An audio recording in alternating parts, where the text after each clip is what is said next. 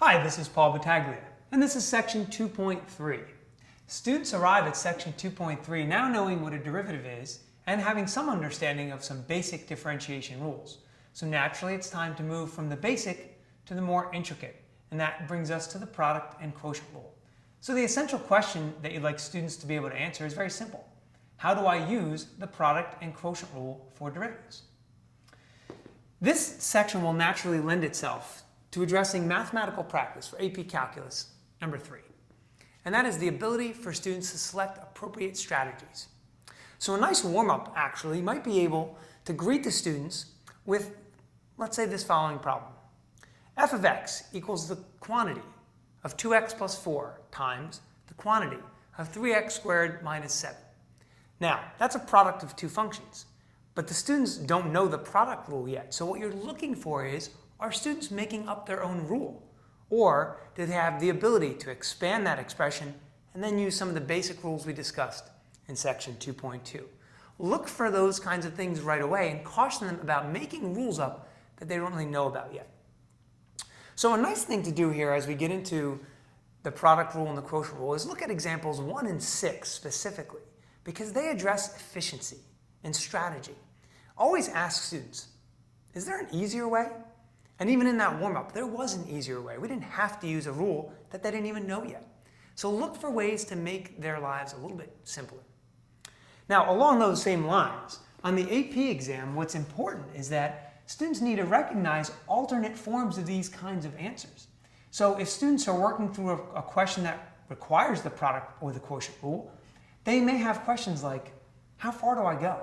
Or, how much more work should I do algebraically? And the answer to that question is always the same for me. Have you made meaningful progress in simplifying? Have you gotten yourself to a point where the answer looks maybe neater or cleaner? If not, then maybe you don't want to go that far algebraically. Maybe you just want to go 1 or 2 steps into the derivative.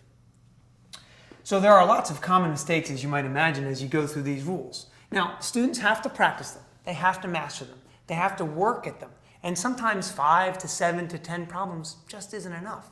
Because remember, if this is a more intricate rule than what we talked about in section 2.2, that means there might be more intricate rules coming after this section, like the chain rule.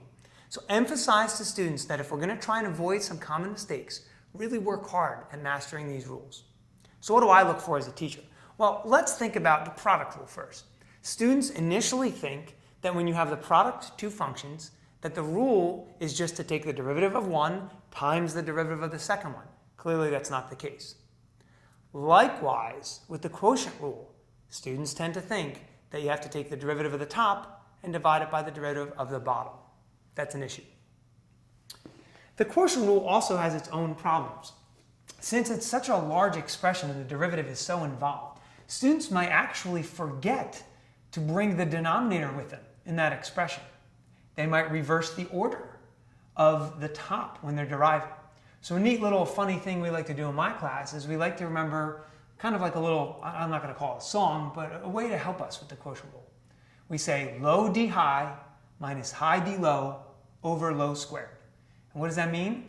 We multiply the denominator times the derivative of the numerator minus the numerator times the derivative of the denominator over the denominator squared.